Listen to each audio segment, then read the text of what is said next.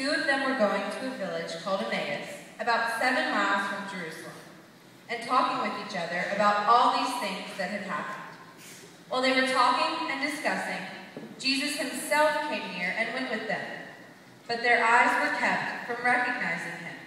And he said to them, "What are you discussing with each other while you walk along?" They stood still, looking sad. Then one of them, whose name was Cleopas, answered him, "Are you the only stranger in Jerusalem who does not know the things that have taken place there in these days?"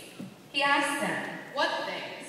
They replied, "The things about Jesus of Nazareth, who was a prophet mighty in deed and word before God and all the people, and how our chief priests and leaders handed him over to be condemned to death and crucified him. But we had hoped that he was the one to redeem Israel. Yes, and besides all this, it is now the 3rd day since these things took place. Moreover, some women of our group astounded us. They were at the tomb early this morning, and when they did not find his body there, they came back and told us that they had indeed seen a vision of angels who said that he was alive. Some of those who were with us went to the tomb and found it just as the women had said, but they did not see him." Then he said to them, "Oh, how foolish you are, and how slow of heart to believe all that the prophets have declared. Was it not necessary that the Messiah should suffer these things and then enter into his glory?"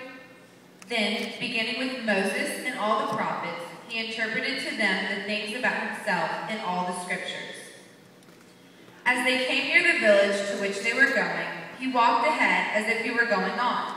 But they urged him strongly, saying, "Stay with us, because it is almost evening, and the day is now nearly over." So he went in to stay with them. When he was at the table with them, he took bread, blessed, and broke it, and gave it to them. Then their eyes were opened, and they recognized him, and he vanished from their sight. They said to each other, "Were not our hearts burning within us while he was talking to us on the road, while he was opening the scriptures to us?" That same hour, they got up and returned to Jerusalem.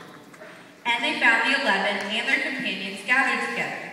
They were saying, "The Lord has risen indeed, and he has appeared to Simon." Then they told what had happened on the road and how he had been made known to them in the breaking of the bread. This is the word of the Lord. Thanks be to God.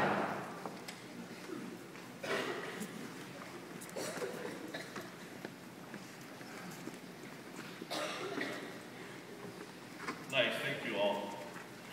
So, we have these 2 followers of Jesus, and they're making their way to a village called Emmaus. It's on that Sunday morning. We don't know why they're going to Emmaus, that doesn't reveal itself in the scriptures, but they're heading out. And they're talking about what's been happening. Then a stranger comes up, who is himself whom? But they don't recognize him. And he asks them this question, "So, what are you talking about?" And they turn, sort of surprised, incredulous, saying,